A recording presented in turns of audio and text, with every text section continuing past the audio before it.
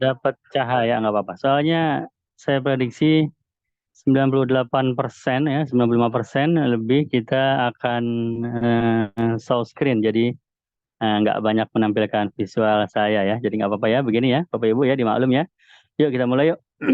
Assalamualaikum warahmatullahi wabarakatuh. Bismillahirrahmanirrahim. Alhamdulillahirrahmanirrahim. Wa bihi nasta'in ala umuri dunya waddin. Sallallahu ala sayyidina wa maulana Muhammad wa ala alihi wa sahbihi ajma'in amma ba'du. Rabbi syrah li sadri wa yassir li amri wa hlul 'uqdatam min lisani yafqahu qawli. Bapak Ibu, teman-teman sekalian yang dirahmati Allah, alhamdulillah ya.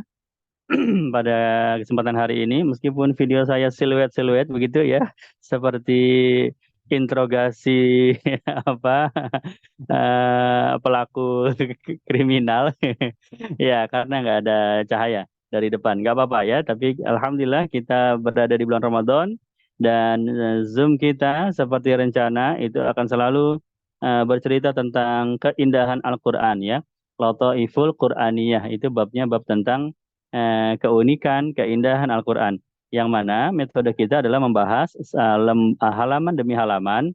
Setiap halaman minimal ada satu titik, ya, ada satu kata yang itu akan kita explore ya, akan kita kupas di mana sisi keindahannya atau di mana sisi keunikannya. Jadi tidak semua ayat kita bahas, tidak semua kata ya tentu ada kalau kalau ingin mengkaji lebih jauh, tapi target kita dari satu halaman ada satu ya, sehingga ketika kita membaca Al-Quran kita menunggu-nunggu halaman berikutnya apalagi ya yang unik dari halaman berikutnya, apalagi yang indah dari halaman ini, begitu ya.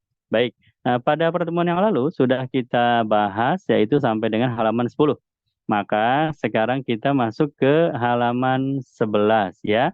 Bapak Ibu, teman-teman sekalian, diingatkan sekali lagi agar menyiapkan mushafnya, menyiapkan alat tulis berupa pensil atau stabilo juga bisa, asal yang warnanya tipis-tipis saja ya, kuning ya, kuning-kuning pucat begitu ya. Jadi nanti dilingkari atau ditandai kata yang unik, kemudian dikasih catatan secara kesimpulannya aja. Kenapa? Uniknya di mana begitu ya? Baik, yuk kita buka dulu mushafnya. Kalau saya di sini pakai aplikasi ya, pakai mushaf aplikasi. Mana salah ya?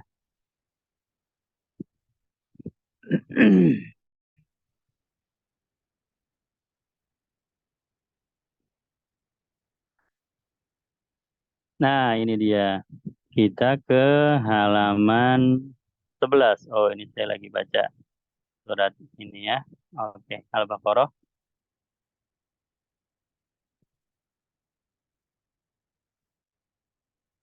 Bismillahirrahmanirrahim. Halaman 11. Ya.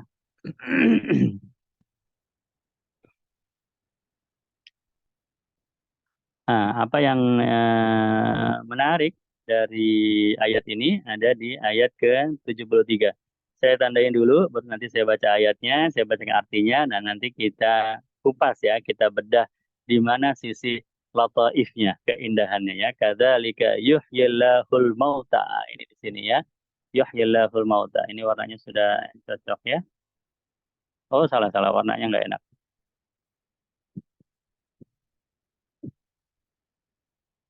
Nah,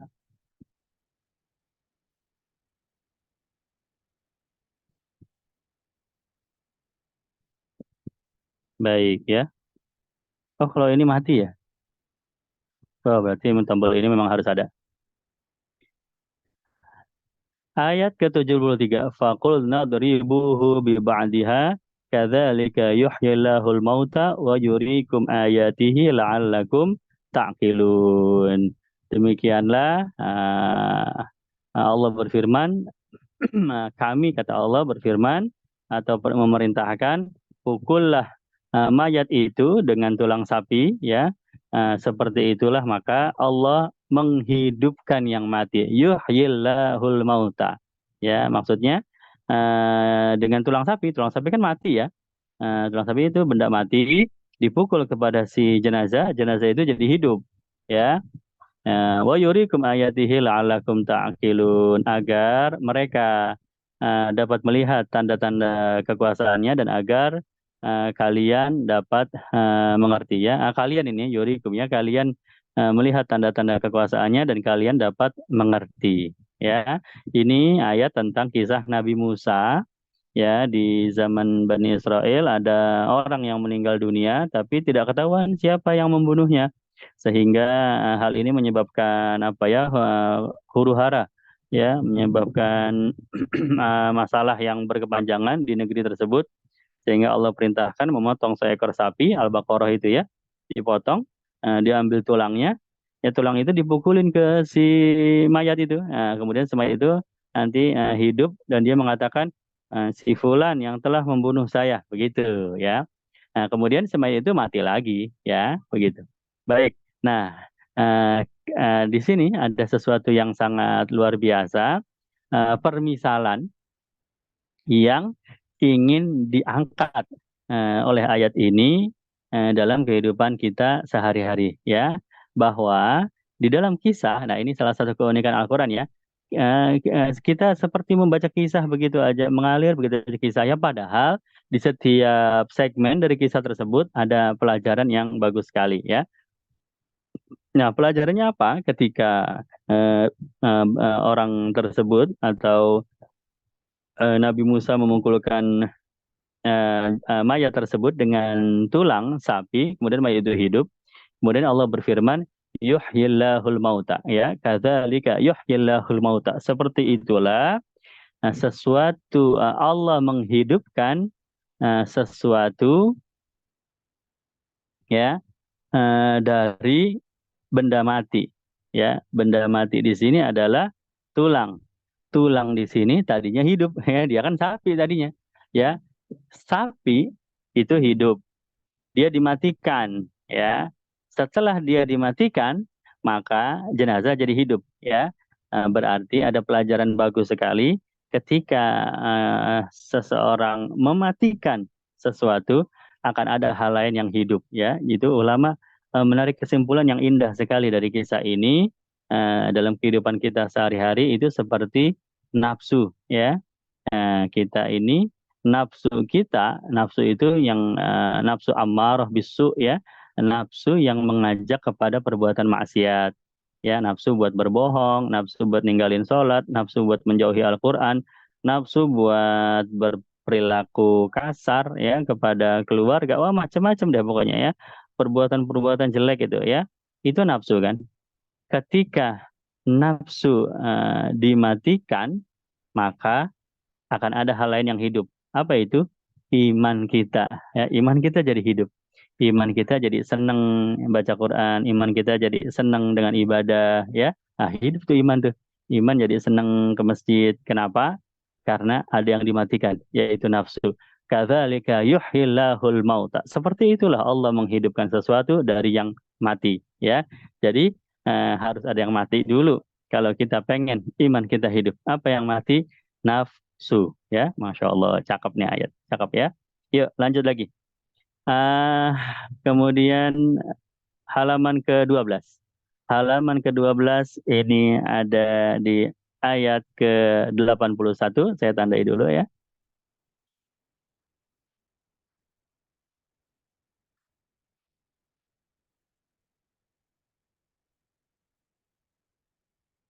Wa ahatat bihi khati'atuhu, ini juga cakep nih. Ya, baik. Yuk kita baca ayatnya. Bala man kasaba sayyi'atan wa ahatat bihi khati'atuhu faulaika ashabun nar hum fiha khalidun. Ya, Masya Allah. A'udzu billahi minasyaitonir rajim. Bala man kasaba sayyi'atan wa ahatat bihi khati'atuhu faulaika ashabun nar hum fiha khalidun. Bala, benarlah demikian. Ya, memang begitu begitu ya. Barang siapa berbuat keburukan, barang siapa berbuat sayyi'ah, keburukan, ya, dan dia dikelilingi oleh perbuatan tersebut, oleh dosanya tersebut, mereka itulah orang-orang ahli neraka. Ya, mereka akan kekal di dalamnya. Waliyadzubillah, nasallallahu afal afiyah. Ya. Nah, kita ini kalau tahu artinya atau kalau kita ketemu ayat yang ada jahanam ya, ada nar ya, nah kita membaca nas'alullah afwa wal afiyah. Kami mohon kepada Allah ampunannya Allah dan keselamatan dari neraka ya. Nah, tapi kalau ketemu ayat-ayat yang jannah ya, ada surga-surganya begitu ya kan. Terus kita berhenti dulu di akhir ayat sebelum lanjut ke ayat berikutnya kita mengucapkan Allahumma inni as'aluka a'lal jannah ya begitu.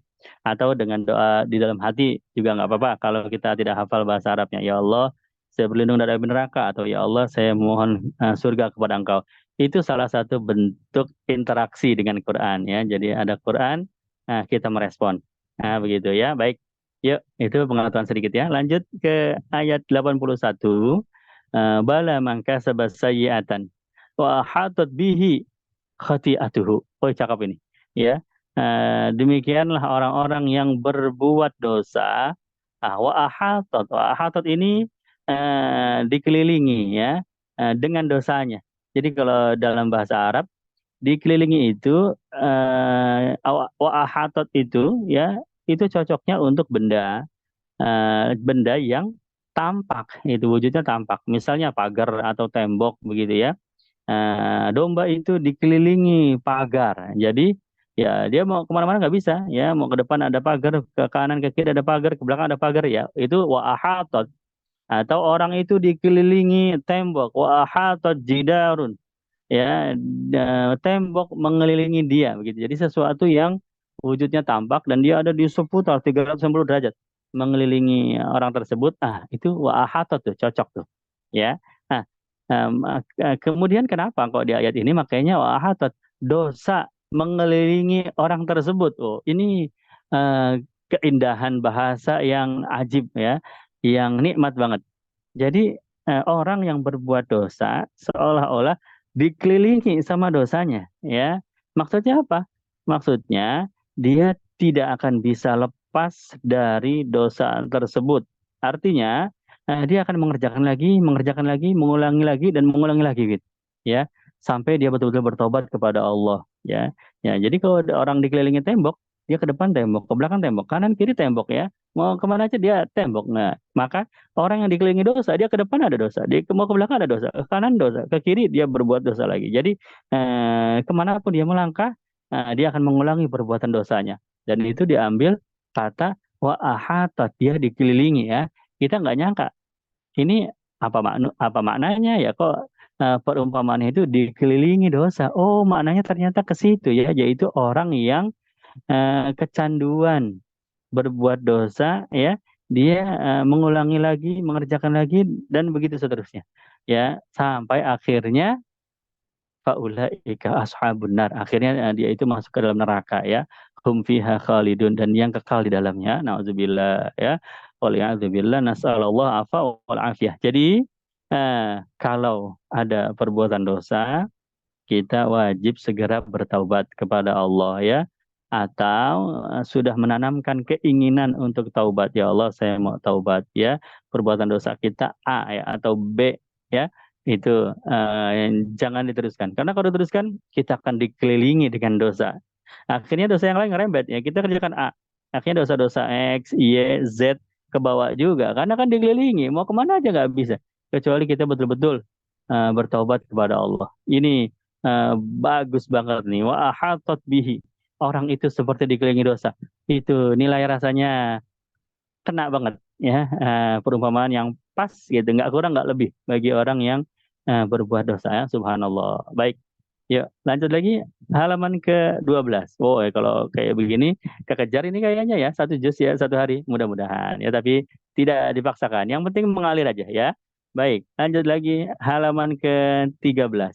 Halaman ke-13 saya tandai dulu kata yang versi saya ya. Ini sekali lagi yang kita bahas dari satu halaman ini ada satu kata yang menurut saya kok ini unik banget ya. Dan tentu saya juga bersumber dari kitab-kitab ulama, khususnya yang membahas tentang Lataiful Qur'aniyah. Ya, baik. Ini ada satu kata yang menarik, yaitu Ishtara. Ya, ya.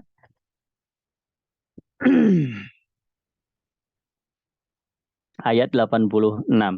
Ulaika alladzina ishtarawul hayatad dunya bil akhirah fala yukhaffafu anhumul adzabu wala hum yunsarun. Ya, dan mereka itulah orang-orang yang membeli kehidupan dunia dengan kehidupan akhirat. Maka dia apa ini?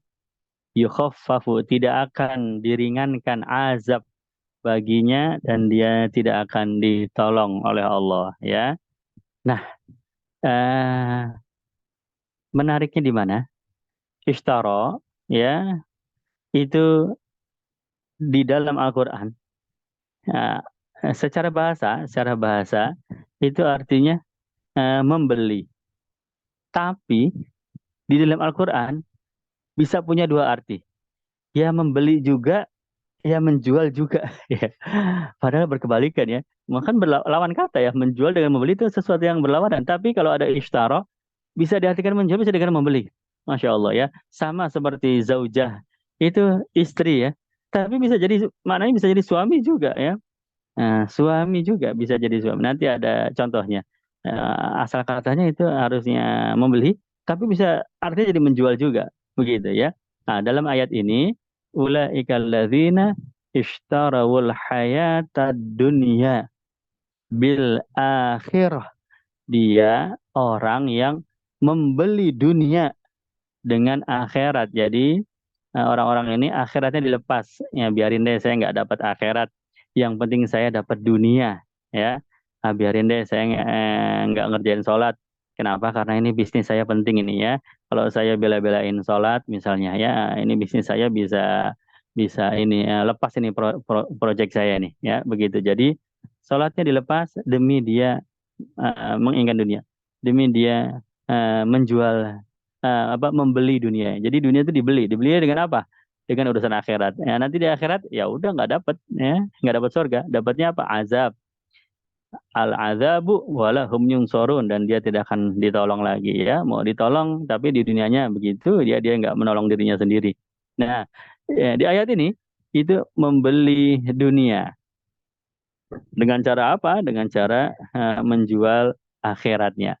Tapi akan kita dapati nanti di ayat lain itu justru sebaliknya, isyarah itu menjual, ya, menjual apa dunianya demi dia bisa membeli akhiratnya. Itu ada, ya. Nah ini orang-orang ashabul jannah, ya. Nggak apa-apa dunia itu dia apa namanya dia sisihkan waktunya tidak sepenuhnya untuk urusan dunia. Kalau sudah panggilan akhirat, dia akan memenuhi panggilan akhirat. Oh, cakep tuh ya. Jadi dunianya dia jual. Waktu untuk dunia, nggak apa-apa. Dia terbuang. Sudah waktunya apa? Baca Quran, ya sudah dia baca Quran. Sudah waktunya dia qiyamul lail, ya sudah. Ya daripada dia belain tidur, waktu tidurnya dijual, diganti untuk qiyamul lail. Wah, itu namanya dia menjual dunianya untuk membeli akhiratnya. Itu ajaibnya ya, ajibnya itu pakai kata istara juga itu ya, Masya Allah. Jadi istara ini bi- istara ini bisa bermakna dua kata secara bersamaan dan dua-duanya itu saling berlawanan. Bisa menjual, bisa membeli ya. Subhanallah. Itu keunikannya di halaman ke-13 ya. Nah, baik. Kemudian ke halaman 14 sekarang berikutnya. Ya, halaman 14. Ada di ayat keberapa yang unik dari halaman ini? Bapak Ibu sekalian, teman-teman yang dirahmati Allah, bagi yang baru bergabung ya, diingat sekali lagi agar menyiapkan mushafnya, kemudian menyiapkan alat tulis ya seperti pensil, stabilo yang tipis ya untuk menandai setiap halaman yang kita bahas. Ya, kemudian kita akan menyelami keindahan apa ya, karena satu halaman target kita satu titik untuk meninggalkan jejak, meninggalkan kesan dari halaman tersebut. Ya, Yuk.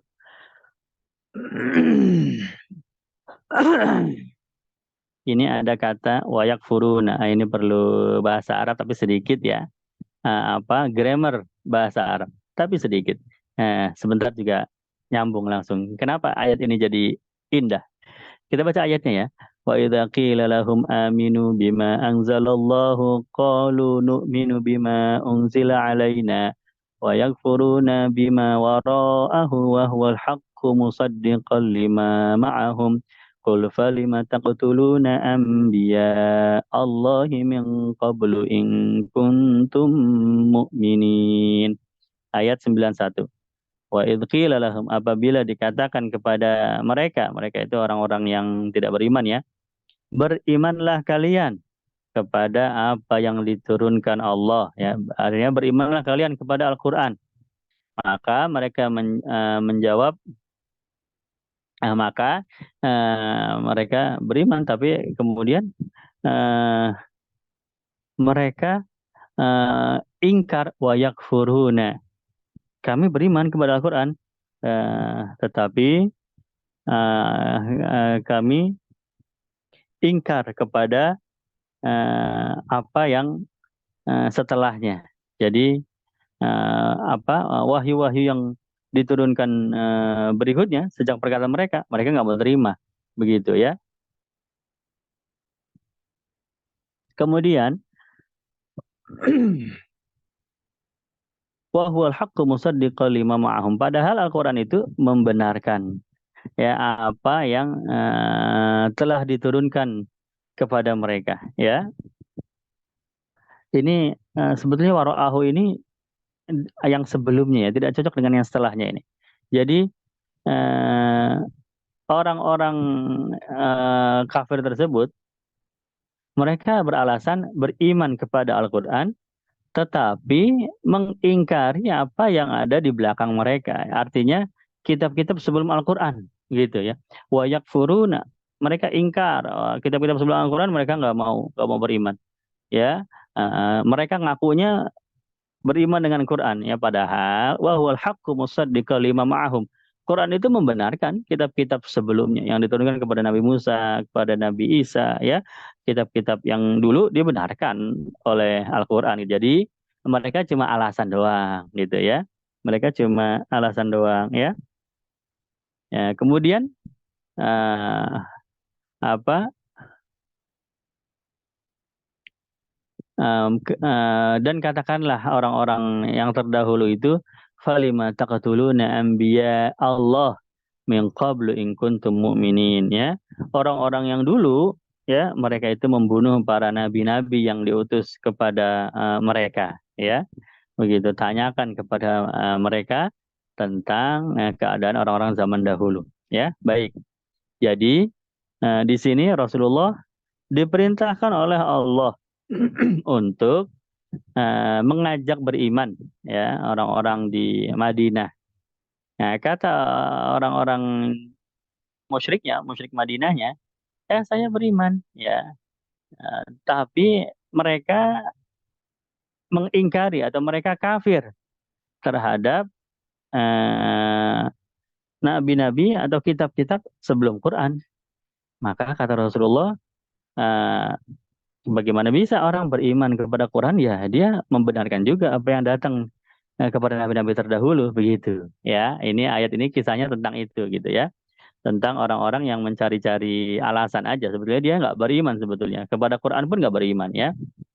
Nah, cuma alasannya beriman kepada Quran, tapi ingkar kepada kitab-kitab sebelumnya. Begitu. Nah, menariknya ketika Quran menceritakan mereka ingkar kepada apa yang datang sebelumnya. Itu pakai kata wayak furuna. Ya, mereka ingkar. Wayak furuna ini sebetulnya kata kerja yang bentuknya fi'il mudhari ya. Artinya cocoknya itu untuk kejadian yang nanti akan terjadi ya, di masa depan. Sekarang dan masa depan gitu, bukan masa lalu. Kalau kalau yang masa lalu, ini kan orang-orang musyrik kan sudah terjadi ya. Ketika peristiwa ini, orang-orang musyrik itu dia sudah dia sudah dalam keadaan ingkar kepada kitab-kitab sebelumnya. Harusnya fi'il madi ya. Kafaru harusnya wa kafaru bima wara'ahu. Begitu, bukan wa yakfuruna. Kalau kafaru fi'il madi cocok. Orang-orang musyrik itu dia ingkar terhadap apa yang ada di belakang mereka. Apa yang sudah diturunkan sebelum mereka. Begitu, ingkar mereka. Pengingkaran itu kan sudah terjadi kan, sudah dilakukan oleh mereka kan. Nah, cocoknya pakai fi'il madi karena di dalam bahasa Arab itu kata kerja itu ada bentuknya madi, ada bentuknya mudhari. Madi itu yang udah lewat, udah terjadi, ya. Kalau saya bilang, saya kemarin minum susu, itu udah terjadi minumnya. Berarti minumnya itu kalau pakai bahasa Arab, fil madi, ya. Tapi kalau besok saya akan minum kopi, nah itu belum terjadi minumnya, orang baru besok, itu nggak boleh pakai fil madi. Bolehnya pakai fil mudhari. Ya, kenapa? Karena akan terjadi. Atau sedang, atau sekarang saya sedang, itu juga mudhari. Ya, jadi sedang ataupun besok mudhari. Dan bentuknya beda. Kalau bahasa bahasa Indonesia bentuknya sama. Kemarin saya minum susu, besok saya akan minum kopi. Tetap minum aja. Baik kemarin ataupun besok yang minum-minum juga. Tapi bahasa Arab enggak, ya. Mereka ingkar kemarin atau sudah terjadi ingkarannya itu kafaru. Kalau mereka besok atau nanti akan ingkar yakfuruna, ya, yakfuruna. Kalau satu orang yakfuru, kalau ini banyaknya yakfuruna, begitu ya. Nah, melihat ayat ini kan nggak cocok loh. Oh, ini nggak cocok nih kata kerjanya. Apakah Quran salah ini? Ya, bukan Quran yang salah, tetapi memang di sini ada hikmah. Jadi ketika Quran mau memberikan hikmah, cukup ganti kata kerja itu sudah mengandung pelajaran. Masya Allah ya, cakep banget ya. Jadi apa hikmahnya? Orang-orang musyrik itu akan selalu ingkar dengan Quran dan apa yang datang sebelumnya, ya. Walaupun di masa-masa yang akan datang sampai hari kiamat, begitu maksudnya ya. Jadi ini sedang menceritakan karakter orang-orang musyrik ya, orang-orang kafir ya. Mereka dulu ingkar ya sampai kapanpun di masa yang akan datang ya, berabad-abad setelahnya pun ya mereka kayak begitu gitu. Nggak mungkin mereka beriman ya. Terus saja dia dia lawan itu, dia cari kelemahan-kelemahan yang Quran, dia apa namanya menyudutkan Quran ya. Namanya orang-orang ingkar. Jadi subhanallah ya, ayat ini kelihatannya menceritakan apa yang terjadi di zaman Rasulullah, tapi begitu dikupas, loh, kok ini ada fiil yang kagak pas nih, harusnya mati, kenapa mudhari? Oh, akhirnya ayat ini berubah jadi menceritakan apa, menceritakan karakter dari orang-orang musyrik, orang-orang kafir. Subhanallah, ini cuma Quran ini yang bisa begini ya. Ganti kata kerja, langsung dapat pelajaran kita. Masya Allah. Ganti film madi, jadi film mudhari, langsung dapat pelajaran. Jadi bukan Quran yang salah ya. Tadinya kan kita berpikir, oh ini salah nih harusnya film madi. Bukan, tapi kita yang dituntut, dipancing oleh Allah mengambil mengambil pelajaran dari perubahan kata kerja di situ. Kenapa kok di situ berbeda ya? Masya Allah, cakep nih. Baik, ini halaman 14 ya. Kemudian kita masuk ke halaman 15 ya. Bapak Ibu, teman-teman sekalian yang dirahmati Allah, ini rally ya. Rally panjang kita ini ya, dari lembar ke lembar. Mungkin metodenya sekarang ditelan dulu. Nanti ada yang kurang mengerti, ditonton lagi rekamannya ya via YouTube. Ini kan direkam ya, insya Allah nanti dibagikan rekamannya ya. Ditonton lagi. Oh, kemarin yang halaman 15 apa ya? Kenapa ya? Kok ini kata ini udah saya lingkarin, tapi kebetulan saya lupa.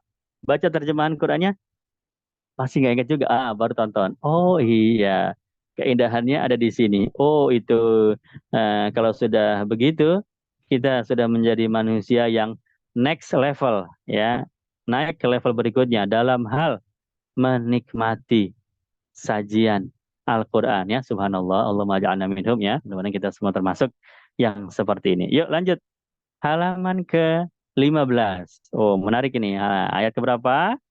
Saya tandain dulu ya. Ayat ke 98 yaitu pada kata ini udah nggak usah diganti sebetulnya ini. Ah,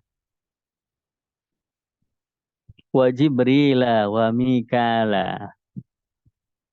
Ini ada Jibril. Mikael juga ada boleh sama dua tuh ya. Satu lagi Mikael yang kurang. Oke, baik. Yuk kita baca ya. Maka aduwwan lillahi wa malaikatihi wa rusulihi wa Jibril wa Mikal.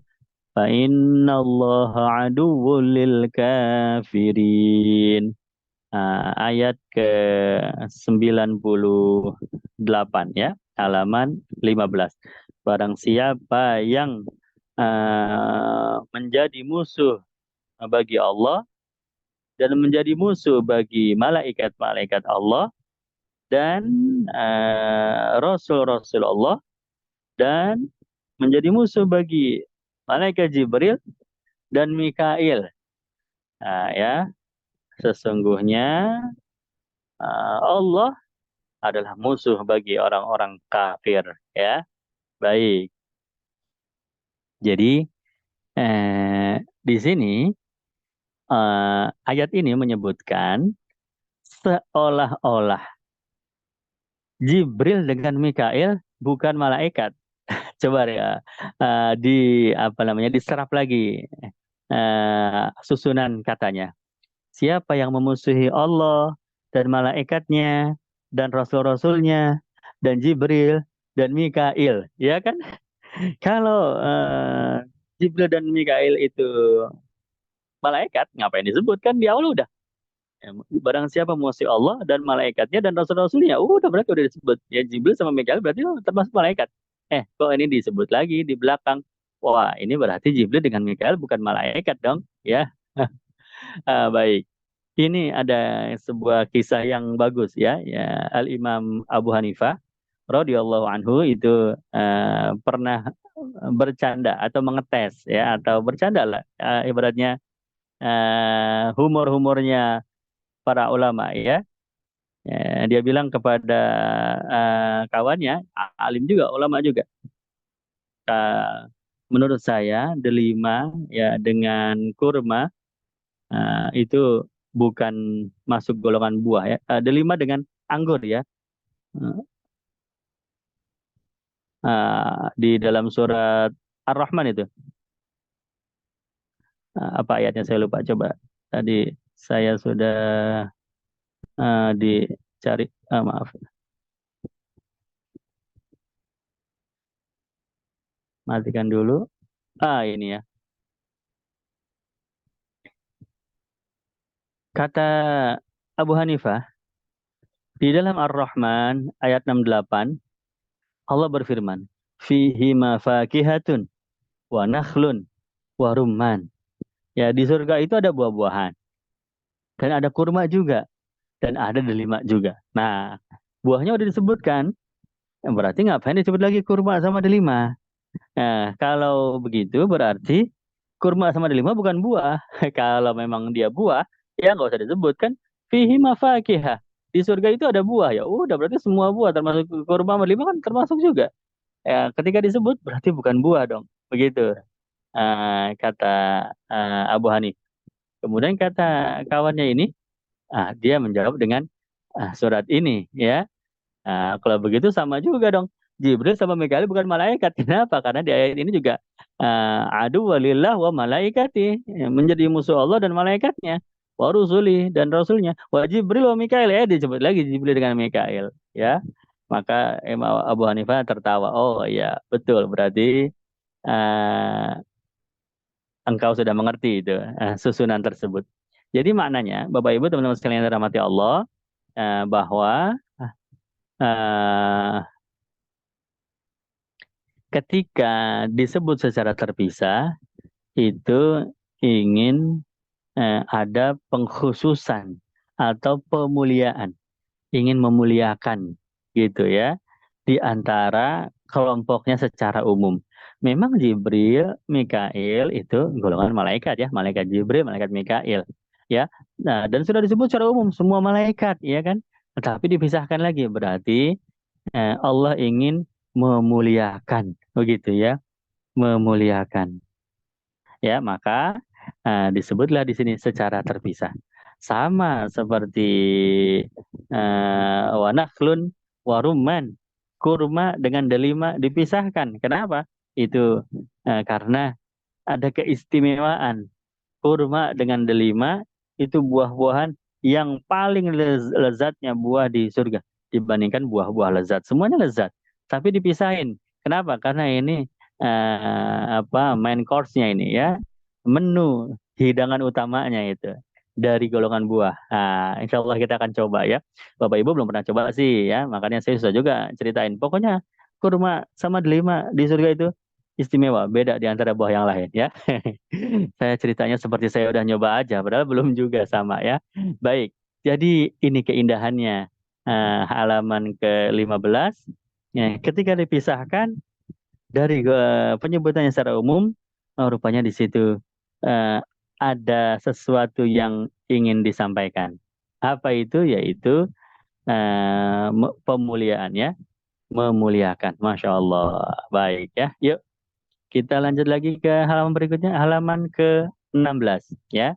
Halaman ke-16 ini saya suka banget ini, ayat ini ya. Sebagai seorang orang yang mencintai dunia motivasi ya, saya menulis buku-buku motivasi ya, dan saya suka motivasi-motivasi barat ya. Itu kok bisa menggairahkan semangat. Ternyata kalau kita kaji lagi, ada semua dalam Quran, ya kan? Ya, baik. Contohnya, the power of positive word, berbicara positif. Itu kan orang-orang Barat ya, positive thinking, positive speaking, positive word ya. Berpikir positif, berbicara positif itu acuan dasarnya itu orang Barat itu ya. Dia kalau ngomong yang positif-positif aja lah, ya itu bisa menjaga semangat. Ternyata di Quran juga ada ya. Halaman 16.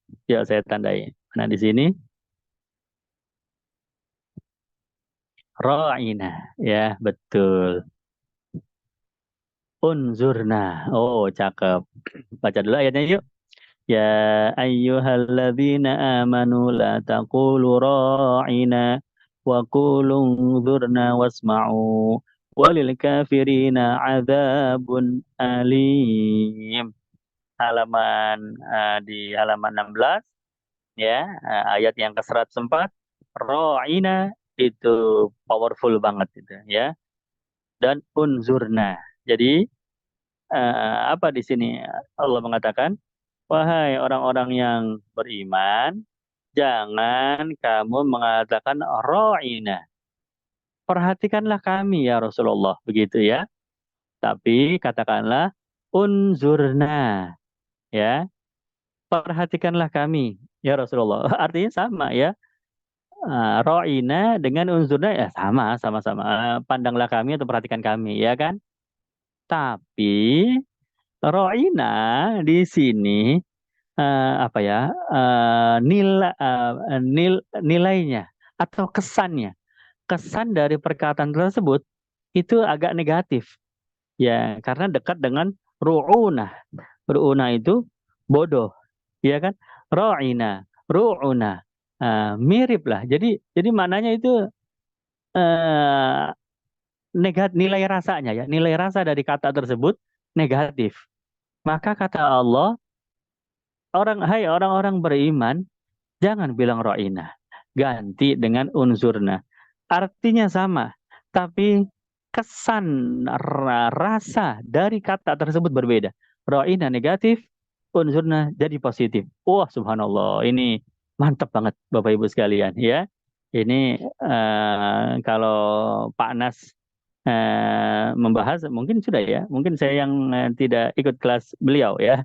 Beliau itu guru berpikir positif saya ya, Ustadz Nasrullah, yang menulis buku Magnet Rezeki ya, rahasia Magnet Rezeki ya.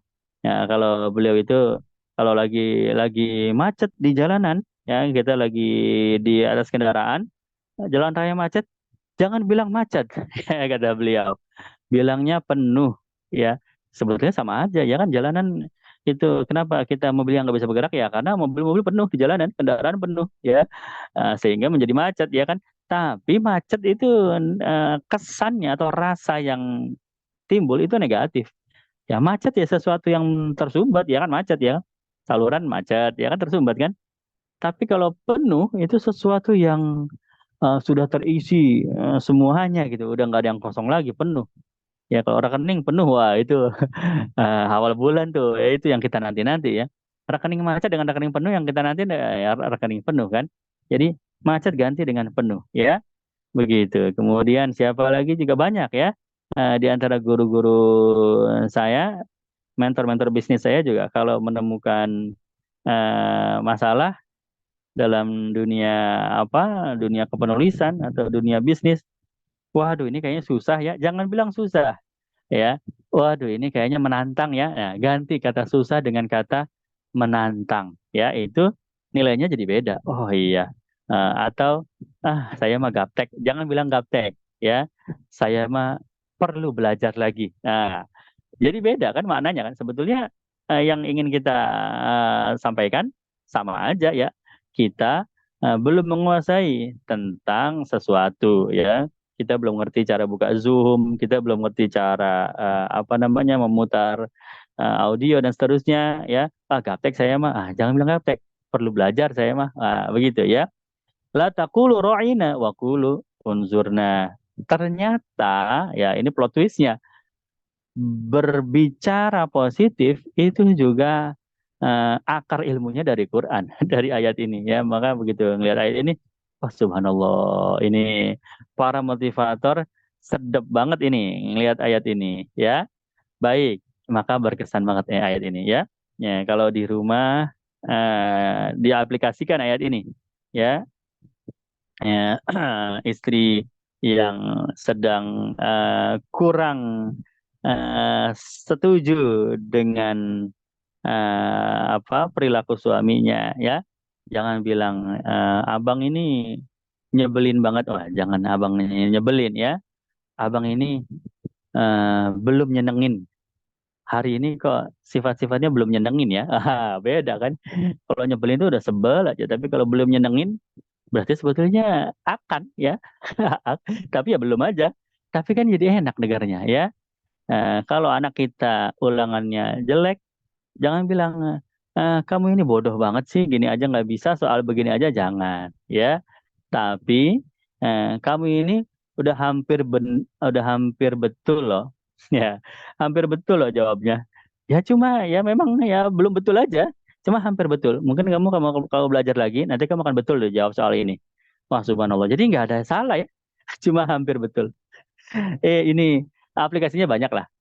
Intinya yang akan kita kupas di sini sebetulnya katanya ini, kata yang begitu indah, lataif, latifah, ayatul latifah, ayat yang begitu indah yaitu ro'ina dengan unzurna. Artinya sama, tetapi rasa atau kesan berbeda. Maka Allah suruh ganti itu katanya ya. Ro'ina, perhatikan kami. Unzurna, perhatikan kami. Tapi kalau ro'ina itu dekat dengan ru'una. Ru'una itu adalah bodoh kalau orang Arab bilang ya. Maka ganti dengan unzurna. Kalau unzurna nggak dekat dengan kata yang negatif, nggak aman ya. Subhanallah. Halaman 16. Kayaknya memang nasib kita memang harus satu pertemuan 10 halaman ya, Bapak Ibu ya, teman-teman sekalian yang dirahmati Allah. Ya nggak apa-apa. Ya nanti eh, belajar lagi lebih dipercepat lagi. Tapi kalau dipercepat jadi kayak dikejar-kejar ya.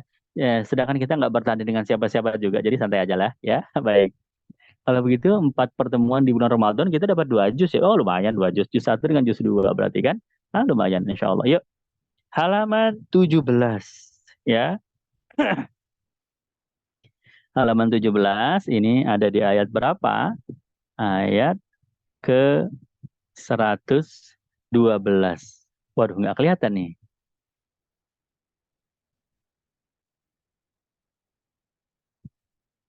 Oh, ada, masih sempat dapat. Kalau saya nggak bisa menghilangkan ya bagian ininya nih, yang mengganggu ini, ya kan? Ini, oh bisa bisa. Tuh turun sedikit. Berarti saya perlu belajar. Jangan bilang gaptek ya. Udah saya gak tahu juga, Bapak Ibu ternyata jangan. Tapi saya perlu belajar. Ya. Nah, itu jadi turun kan. Halaman 112. Bapak Ibu teman-teman sekalian yang baru bergabung, diingatkan kembali bahwa Zoom kita akan lebih nikmat kalau diikuti sambil membawa mushaf. Silakan ambil mushafnya dengan alat tulis seperti pensil maupun stabilo berwarna kuning atau berwarna tipis saja. Setiap halaman ditandai kata yang mengandung keindahan atau keunikan. Ya, tidak semua ayat kita bahas, melainkan target kita satu halaman satu kata. Ya, itu akan menimbulkan kesan yang ditunggu-tunggu ketika kita tilawah, ya, ketika kita baca Quran. Halaman 17 ya. Ini kita baca ayatnya dulu ya. A'udzubillahi minasyaitonirrajim. Bala man aslama wajhahu lillahi fahuwa muhsinun falahu ajruhu 'inda rabbih wala khaufun 'alaihim wala hum yahzanun ya.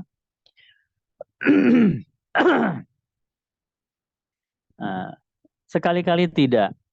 Bala barang siapa yang eh, menyerahkan wajahnya, menyerahkan wajahnya kepada Allah dan dia berbuat baik, wahwa muhsin, falahu ajruhu inda rabbih, maka dia mendapat pahala di sisi Allah dan tidak ada rasa takut padanya dan juga dia tidak akan bersedih hati. Siapa yang menyerahkan wajahnya kepada Allah? Wah, ini eh, menarik ya. Sebetulnya yang diinginkan ayat ini, siapa yang menyerahkan dirinya atau menundukkan dirinya kepada Allah. Artinya ya kita masuk Islam sepenuhnya, sepenuh diri kita. Ya, siapa yang menyerahkan diri sepenuhnya kepada Allah, ya maka dia akan dapat dan dia berbuat baik, maka dia akan mendapat pahala dan tidak ada rasa takut dan juga dia tidak bersedih hati. Cuma kenapa di sini yang timbul wajah ya begitu. Ah ini menarik ini. Jadi yang begini-begini ini nih yang bikin kita jadi apa namanya ya terpacu adrenalinnya. Lah, kok ini wajah sih? Wajah berarti barang siapa yang menundukkan wajahnya ya wajah doang. Wajah kita tunduk tapi tangan kita, kaki kita enggak tunduk. Ya bukan begitu maknanya ya. Menundukkan wajahnya maknanya adalah sepenuh dirinya ya seluruh tubuh kita begitu. Tapi di sini diambil wajah itu perwakilan dan kata yang tepat. Kenapa? Karena wajah itu adalah identitas seorang manusia ya. Itu dari wajah itu eh, sepenuh dirinya seorang manusia bisa kelihatan. Kita sedang melihat wajah wajah yang matanya turun ke bawah ya, senyumnya hilang, kemudian air mukanya kusam. Wah, kita langsung tahu ini orang pasti lagi punya masalah ini. Ya, sedih begitu, ditekuk begitu. Mesti mesti dia dari wajahnya kelihatan kamu lagi kecewa ya, atau kamu lagi banyak masalah ya, kamu lagi banyak pikiran ya. Dari mana kita bisa menebak ya? Padahal cuma dari wajah doang. Karena wajah itu cerminan bagi seluruh diri kita gitu. Identitas kita itu kelihatan di wajah ya. Sebaliknya kita ngeliat seseorang, dia belum ngomong aja, tapi kita langsung nebak. Kamu habis dapat nikmat ya? Kamu kayaknya sukses nih kemarin acaranya ya. Kenapa? Karena kita lihat wajahnya itu seneng gitu, matanya terbuka terang ya, mulutnya nggak ketawa nggak senyum, tapi ya enak dipandang. Wah, senyumnya itu. Wah ini kita tahu ini mesti masih orang yang lagi dapat bonus ini. Apa THR udah cair ya? Ada apa? Begitu. Jadi wajah itu identitas kita emang subhanallah ya. Dan kemudian wajah itu sesuatu yang paling mulia dalam diri kita. Sehingga ketika wajah kita tunduk kepada Allah, anggota tubuh yang lain akan tunduk. Ya, karena ini panglimanya, ini jenderalnya ini ya, ketuanya ini yang paling mulia. Jadi yang diambil kata untuk ayat ini man aslama wajahahu, barang siapa yang menundukkan wajahnya kepada Allah. Sebetulnya yang diinginkan artinya adalah barang siapa yang menundukkan dirinya sepenuhnya kepada Allah, tapi diambil wajah udah cukup, udah mewakili ya. Dan inilah justru keindahan dari ayat ini ya, karena bisa membuat kita apalagi mengeksplor ya. Kenapa kok wajah? Oh ternyata di situ. Oh ternyata ini pelajarannya. Subhanallah. Baik ya. Ah, halaman berikutnya. Halaman ke 18 ya. 18 ada di ayat. Nah, ini juga sesuatu yang ringan, santai, tapi ya tetap unik. Ya, nggak bisa dipungkiri ya. Uniknya di mana? Yuk kita lihat dulu ayatnya. Ada di ayat 113, katanya ada di kata yaum.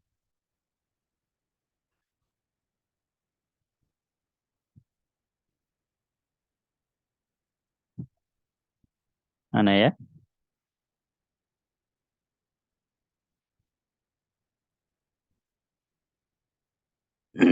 Nah ini ya.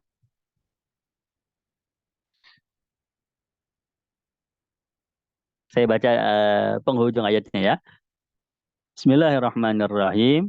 Wallahu yahkumu bainahum yaumal qiyamati fima kanu fihi yakhtalifun ya. Ayat ke 113. Maka Allah akan mengadili mereka pada hari kiamat. Mereka ini yang di atas ya, Yahudi dan Nasrani ya, tentang apa yang mereka perselisihkan ya.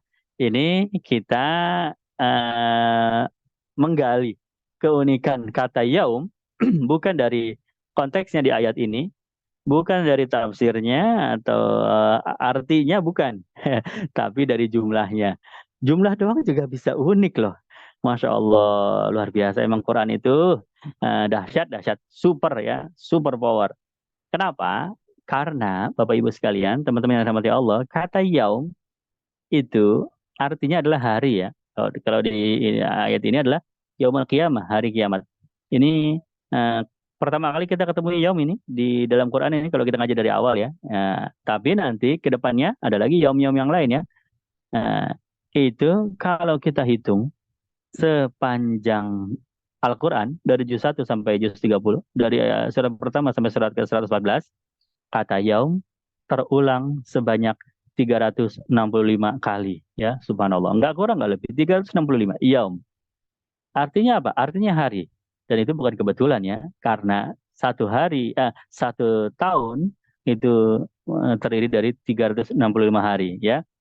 Jadi eh, jumlah kata yaum dalam Al-Quran itu sama seperti jumlah hari dalam satu tahun ya, subhanallah. Bukan cuma yaum doang.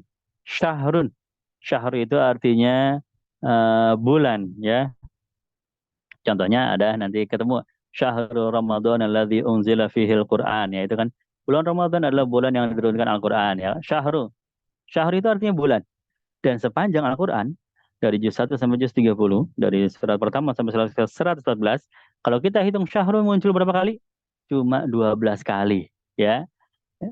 Syahru artinya bulan, muncul 12 kali, sama seperti jumlah bulan dalam satu tahun. Ah, subhanallah. Berarti terukur, terhitung ya, teliti sampai jumlah pengulangan kata itu tepat loh. Subhanallah. Quran ini ajib, ajib, ajib ya. Luar biasa. Yuk, jadi unik ini surat ke-18. Ya, uniknya adalah dari kata yaumnya yang diulang dengan jumlah yang begitu terukur ya, begitu detail. Masya Allah. Yuk, lanjut ke salah. Halaman berikutnya, halaman 19, dua halaman lagi ya, Bapak Ibu sekalian. Oh, enggak, kalau juz 1 itu sampai halaman ke 21 ya, ya kan dari 20 halaman satu juz itu. Ya. Baik. Halaman 19 ini ada pada ayat ke 126. Oh, bagian yang baris ke 13 ya. Berarti dari bawah saja kita ngambilnya. Nah, kita baca ayatnya ya. Bismillahirrahmanirrahim. Wa idh qala Ibrahimu rabbij'al hadza baladan amina warzuqna ahlahu minas samarati man amana minhum billahi wal yaumil akhir. Ya, sampai sini ya. Dan ingatlah ketika Nabi Allah Ibrahim berdoa kepada Allah, ya, halaman 19. Apa doanya Nabi Ibrahim? Rabbij'al hadza baladan amina. Baladanya ini ya. Baladannya ini yang menjadi topik kita. Ya Allah, jadikanlah negeri ini ya, negeri yang aman. Ya, ini maksudnya Mekah ya. Ya, maksudnya Mekah. Warzuq ahlahu, dan berikan rezeki kepada penghuni-penghuninya ya, berupa buah-buahan minas samarat. Man amana minhum billahi wal yaumil akhir, yaitu mereka yang beriman kepada Allah dan kepada hari akhir. Ya. Nah, ini juga salah satu bentuk keindahan Quran kalau dibandingkan dengan ayat yang lain di surat yang lain ya, di tempat yang lain, tapi isinya nyaris ada kemiripan. Nah, tapi kok katanya yang dipakai berbeda gitu. Tapi ada perbedaan sedikit. Nah, detail perbedaan itulah yang memancing para ulama pengen mencari tahu. Kenapa ya? Di ayat ini kok ini ayat sama ini bunyinya persis, tapi kok ayat ini, nah contohnya ayat sekarang ya. Balada Rabbi al-hadza baladan amina, itu terulang lagi di surat yang lain ya, surat Ibrahim. Tapi baladanya pakai alif. Hadzal balad.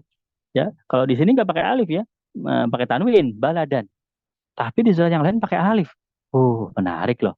Ya, ini saya sempat buatkan ya perbedaannya.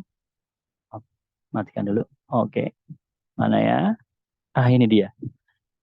Di surat Ibrahim ayat 35, Rabbi al hadzal balada. Tuh, ada alif lamnya. Ya, sedangkan di surat Al-Baqarah tadi, ini mana? Hadza baladan. Tuh, ini bakal pakai tanwin. Nah, ini kalau di dalam bahasa Arab ya, kalau ada alif lamnya yang di atas, yang di surat Ibrahim itu menunjukkan ma'rifat, isimnya ma'rifat. Sebuah negeri, negerinya sudah diketahui, ya, sudah ada, sudah tertentu, maka pakai alif lam, ya.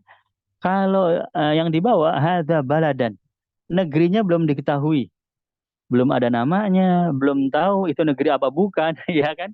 Masih tempat aja, tempat-tempat random. Ya, kemudian ya mudah-mudahan ini jadi negeri suatu saat nanti lah ya. Orang baru pengen nyebut negeri aja lah. Tapi kalau hadzal balada, negerinya sudah diketahui. Begitu ya kan? Jadi di ayat yang atas surat Ibrahim ayat 35, Rabbij'al hadzal balada amina. Dengan yang bawah yang Al-Baqarah, Rabbij'al hadza baladan aminan. Ya, itu walaupun mirip tapi konteksnya berbeda. Ya, cuma dari alif lam sama tanwin doang ya. Kalau tanwin itu nakirah berarti dia tidak tertentu. Kalau kalau yang pakai alif lam, pakai al, tertentu karena dia ma'rifat ya. Memang ada negerinya. Jadi ternyata ini ketepatan Al-Quran. Al-Quran itu begitu tepat menceritakan. Kalau di surat Ibrahim yang atas ini, memang dia sedang menceritakan kondisi ketika Nabi Ibrahim, ketika kota Mekah sudah menjadi kota. Jadi awalnya kota Mekah itu kan bukan bukan kota, dia nggak ada penghuninya, dia cuma padang pasir, tidak ada sumber air, tidak ada penduduk, tidak ada kehidupan ya kan. Nah, kemudian Nabi Ibrahim meninggalkan atas perintah Allah ya, meninggalkan Nabi Allah Ismail, ya kan, dengan Siti Hajar di situ. Kemudian muncullah mata air Zam-Zam. Kemudian datanglah orang-orang di situ karena sudah ada sumber air kan. Nah, kemudian terbentuklah sebuah negeri. Begitu asal mulanya tuh. Tadinya ketika Nabi Ismail datang ke situ dengan ibunya, itu cuma tanah kosong random aja, nggak ada penduduk, nggak ada penghuni. Ya kan? Maka di barisnya di Al-Baqarah itu yang bawah itu Nabi Ibrahim menyebutkan hadza baladan. baladan nyebutnya. Karena itu masih belum terdefinisi menjadi sebuah negeri, ya kan? Tapi pada eh, bertahun-tahun berikutnya, Nabi Ibrahim kembali lagi ke Mekah dan itu sudah berbentuk negeri. Penduduknya sudah ada, sumber mata air sudah ada. Maka di sini Nabi Ibrahim menyebutnya hadzal balada, pakai alif lam. Wah, subhanallah. Ini kalau dibandingkan, oh iya, ternyata sampai seteliti itu loh Quran loh. Ya, yang belum jadi negeri baladan. Begitu sudah jadi negeri al balada ya. Ya, memang ini dua periode kisah yang berbeda ya. Ya, yaitu terjadi selang beberapa tahun. Nah, Nabi Ibrahim balik lagi ke Mekah tersebut. Subhanallah. Halaman 19. Ini kita mau teruskan nggak ya ke halaman 20 dan halaman 21 ya? Kalau diteruskan, nanti kita nggak buka puasa ini ya. Tapi kalau nggak diteruskan, tanggung ya. Sebab satu juz itu sampai juz 21. Terusin aja deh ya. Bapak Ibu nggak bisa komentar juga, tapi ya, ya sudah. Saya mewakili suara hati Bapak Ibu ya. Teruskan dua halaman, tapi lebih cepat ya. Karena ini kita buka puasa ini soalnya ya. Baik, yuk kembali lagi ke ayat tadi. Lo ini gimana matikannya? Ini ya, tutup begini. Oke.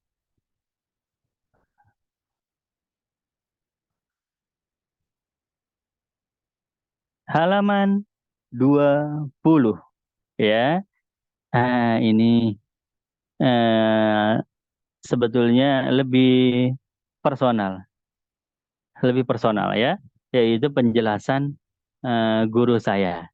Jadi kalau ketemu halaman ini, saya ingat saya punya guru Al-Alim Al-Alama Sultanul Ilm Al-Habib Salim Syatiri. Ya, beliau ada catatan tentang tafsir dari ayat ini ya ketika beliau belajar kepada gurunya ya itu yang mengajar di Masjid Haram Al-Alim Al-Alamah Sayyid Alwi bin Abbas Al-Malik Al-Hasani ya itu pengajar tafsir dan fikih mazhab Maliki 40 tahun di Masjid Haram ya sampai meninggalnya itu guru dari guru saya ya jadi guru saya itu emang beliau rajin sekali sampai catatan belajarnya ada nah itu yang saya baca di kitabnya ya sudah diterbitkan itu ada di halaman 133. Ini buat pelajaran aja buat kita ya, karena bagus banget ya, yaitu abaika ya, abaika. Yuk kita baca ayatnya dari pertengahan ya. A'udzubillahi minasyaitonirrajim. Qalu na'budu ilahaka wa ilaha abaika Ibrahim wa Ismail wa Ishaq ilaha wahida wa nahnu lahu muslimun ya. Ini kisah tentang Nabi Yakub. Nabi Yakub itu bapaknya Nabi Yusuf. Nabi Yakub itu anaknya Nabi Ishak, cucunya Nabi Ibrahim ya. Yakub bin Ishak bin Ibrahim ya. Nah, Nabi Yakub mau meninggal dunia. Anak-anaknya dikumpulin. Nanti kalau saya meninggal kalian menyembah siapa? Maka anak-anaknya menjawab, Na'budu ilahaka. Saya akan menyembah Tuhan engkau wahai ayahku. Wa ilaha abaika. Dan Tuhan bapak-bapak engkau. Berarti bapaknya Yakub dong. Dan kakeknya Yakub juga, ya kan? Ya, bapaknya Nabi Yakub dan kakeknya Nabi Yakub. Ya. Wa ilaha abaika. Siapa itu? Ibrahim, wa Ismail, wa Ishak. Ilahan wahidah. Dialah Tuhan yang esa, yaitu Allah. Nah, menariknya di sini, ini ada yang salah ini, sebetulnya ini, ayat ini. Kenapa? Ketika anak-anaknya Nabi Yakub bilang, Tuhan dari bapak-bapak engkau. Berarti bapaknya Nabi Yakub berarti Ishak dan Ibrahim dong. Ya kan? Kakeknya. Ya. Harusnya Ismail nggak masuk karena Ismail itu bukan bapaknya Nabi Yakub. Ismail itu paman, ya bukan bapak. Kalau yang bapak Ishak. Kalau Ibrahim boleh masuk deh karena dia kakek. Kakek kan bapaknya bapak, ya bapak juga deh, ya kan? Tapi kalau paman ya bukan bapak. Mau diputer-puter bagaimanapun, paman itu bukan bapak. Yang bapak ya Nabi Ishak dan Nabi Ibrahim kakek. Ya itu masih bisa bapak kalau kakek. Ya tapi di ayat ini lah kok dimasukkan Tuhan dari bapak-bapak engkau yaitu Ibrahim dan Ismail dan Ishak. Berarti kalau budaya atau kalau dengan menggunakan gaya bahasa Al-Quran, paman itu masuk kategori bapak juga. Gitu ya. Jadi kakek itu masuk bapak. Nah, sudah jelas ya secara genetik.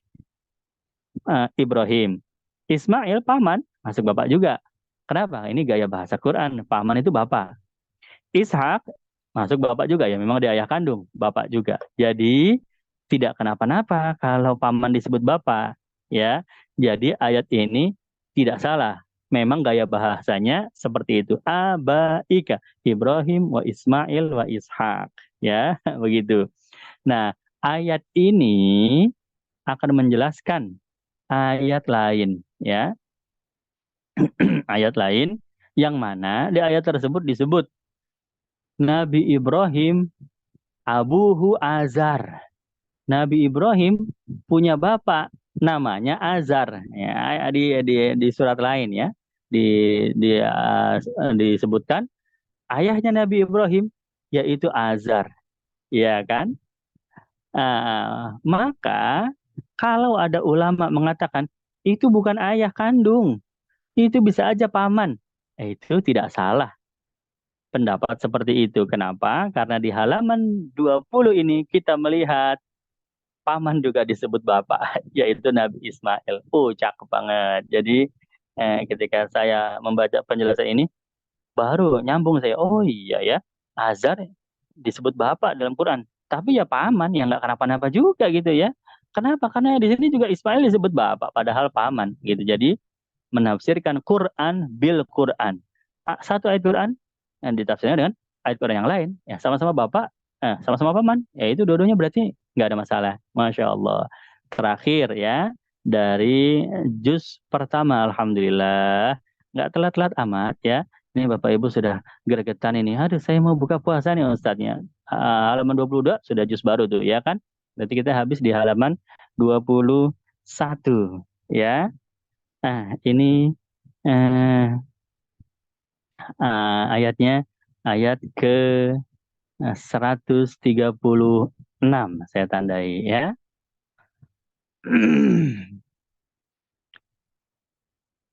Wama unzila ilaina. Ini menarik. Kenapa menariknya? Karena berkaitan dengan ayat di atasnya. Ya, kita baca dulu artinya. A'udzubillahi minasyaitonirrajim. Bismillahirrahmanirrahim. Qulu amanna billahi wa ma unzila ilaina wa ma unzila ila Ibrahim wa Ismail wa Ishaq wa Yaqub wal asbat wa ma utiya Musa wa Isa. Ya, sampai di sini aja ya. 135 ya. 136 kami beriman kepada Allah dan apa yang diturunkan kepada kami ya yaitu Al-Qur'an. Jadi kami beriman kepada Allah dan beriman kepada Al-Qur'an ya. Unzila ilaina diturunkan kepada kami itu Al-Qur'an ya. Dan apa yang diturunkan kepada Nabi Ibrahim ya suhuf-suhuf Ibrahim wa Ismail wa Ishaq wa Yaqub ya dan anak-anaknya dan apa yang diturunkan kepada Musa dan Isa Taurat dan Injil. Baik ya. Jadi ayat ini mengurutkan ini adalah keindahan Al-Quran dalam hal eh, mengurutkan sesuatu. Jadi Al-Quran itu kalau mengurutkan, kalau menyebutkan banyak hal, tapi disebutkan yang pertama apa, yang kedua apa, pasti itu ada maksudnya gitu. Nggak kayak kita, ya kita misalnya mau buka puasa sama apa? Saya buka puasanya sama kolak, sama asinan, sama ayam goreng, ya begitu ya kan. Ini ngomongnya buka puasa aja. Nah, kita ngomong begitu, itu kan ngomongnya random aja, asal-asalan aja ya. Pokoknya menunya ada di situ, kolak, asinan, ayam goreng. Tanpa ada bermaksud kita mau kolak yang saya makan duluan, habis makan kolak saya makan asinan, habis makan asinan saya makan enggak maksud begitu kan? Jadi ya nggak ada urutannya. Atau kita pengen bermaksud saya menyebutkan yang paling mahal duluan karena yang paling mahal adalah kolak, saya sebenarnya kolak dulu yang paling mahal, kemudian yang mahal kedua adalah asinan, yang mahal ketiga ayam goreng. Nggak juga, nggak diurutkan berdasarkan apa-apa. Ya pokoknya kita menyebut aja secara acak, secara random. Tapi Al-Quran tidak begitu ya. Ketika menyebutkan sesuatu itu pasti ada urutannya, ya. Contohnya Sofa dan Marwa disebutkan. Sofa dulu, baru Marwa. Nah, itu ada maksudnya. Maksudnya urutan ketika sa'i. Dimulai dari Sofa, baru kemudian dari Marwa. Begitu ya kan? Fuqara wal masakin ketika menyebutkan apa orang-orang yang berhak menerima zakat ya atau sedekah. Fakir dulu, baru miskin ya, baru amil, baru apa fisabilillah dan seterusnya. Itu diurutkan atau urutan-urutan anggota wudhu ya kan, muka dulu, baru tangan ya kan. Baru rambut dan seterusnya. Ini juga sama ya. Di ayat yang atas wa qalu kunu hudan aw nasara tahtadu. Di ayat yang atas ya, ini ayatnya jadilah orang Yahudi mengatakan jadilah kamu Yahudi. Nah, itu Yahudi ya, hudan. Dan orang Nasrani mengatakan jadilah kamu Nasrani. Aw nasara ya. Jadilah kamu Nasrani. Kenapa disebutkan Yahudi dulu baru Nasrani di ayat yang atas ya? Karena memang munculnya duluan. Ya, Yahudi kan Nabi Musa kan munculnya duluan. Nasrani Nabi Isa munculnya belakangan. Maka Yahudi dulu disebutin, baru Nasrani. Tapi kalau di ayat berikutnya, ya ayat yang kita bahas nih, lah kok ini kami beriman kepada Al-Quran dan kepada kitabnya Nabi Ibrahim dan nabi-nabi anak-anaknya ya Ismail, Ishak, Yakub dan beriman kepada kitabnya Nabi Musa dan Nabi Isa. Oh, ini kok tidak tidak disebutkan yang duluan. Yang duluan kan kitab Nabi Ibrahim. Al-Quran kan justru turun belakangan ya. Tapi ini disebut duluan Quran di ayat ini. Ya, padahal dia turunnya belakangan. Ya, kenapa? Karena di Al-Quran inilah yang menjadi sumber kita atau orang-orang beriman di sini ya. Orang beriman di sini mereka menjadi penyebab mereka beriman juga dengan kitab-kitab setelahnya. Kitabnya Ibrahim, kitabnya Ismail, Ishak, Yakub, dan juga kitabnya Nabi Musa dan Nabi Isa. Jadi sumbernya dulu. Ya, walaupun di ayat di atas urutannya berdasarkan mana yang ada lebih dulu. Ya, tapi di ayat yang berikutnya bukan diurutkan berdasarkan mana yang ada lebih dulu. Ya, sehingga ketika kita membaca dua ayat ini, yang di atas ini urutannya yang ada duluan, tapi yang di bawah kok nggak diurutin begitu ya? Nah, kita merasakan di situ eh, ada keindahan. Wah, ini ada maksudnya pasti nih. Apa maksudnya? Oh iya, rupanya orang-orang itu beriman kepada Quran. Nah, itulah yang menyebabkan mereka beriman kepada kitab-kitab yang turun sebelum Quran ya, kitabnya suhufnya Nabi Ibrahim maupun Tauratnya Nabi Musa, Injilnya Nabi Isa. Jadi tidak salah, ayat ini tidak salah, bukan mengurutkan berdasarkan waktu mana yang ada duluan, tapi memang ada maksudnya. Baik, Bapak Ibu, teman-teman sekalian yang dirahmati Allah, alhamdulillah ya, kita sudah menyelesaikan juz pertama halaman 1 sampai halaman 21 pada dua pertemuan Zoom kita. Insya Allah Zoom kita yang akan datang lanjut ke halaman 22 ya, juz kedua. Misi kita adalah mencari minimal satu kata yang unik, yang indah dalam setiap halaman Al-Quran, sehingga meninggalkan kesan, sehingga meninggalkan jejak rasa bagi kita. Nah, ketika kita bertemu dengan halaman tersebut, kita tidak sabar ingin membacanya sampai habis, dan kita tidak sabar menunggu halaman berikutnya untuk menanti kesan apa yang ada di halaman berikutnya itu ya. Masya Allah. Sehingga mudah-mudahan jadilah kita orang yang mencintai, menikmati waktu-waktu kebersamaan kita bersama Al-Quran. Baik, terima kasih. Saya Arafat. Mohon maaf sebesar-besarnya. Kita tutup dengan doa penutup majelis. Pada hari ini majelis kita. Subhanakallahumma wa bihamdika. Asyhadu an la ilaha illa anta. Astagfiruka wa atubu ilaik. Selamat berbuka puasa. Terima kasih. Bila taufiq wal hidayah. Assalamualaikum warahmatullahi wabarakatuh. Baik ya. Yuk kita keluar sama-sama. Sudah lewat 20 menit ya. Baik, nggak apa-apa ya. Terima kasih.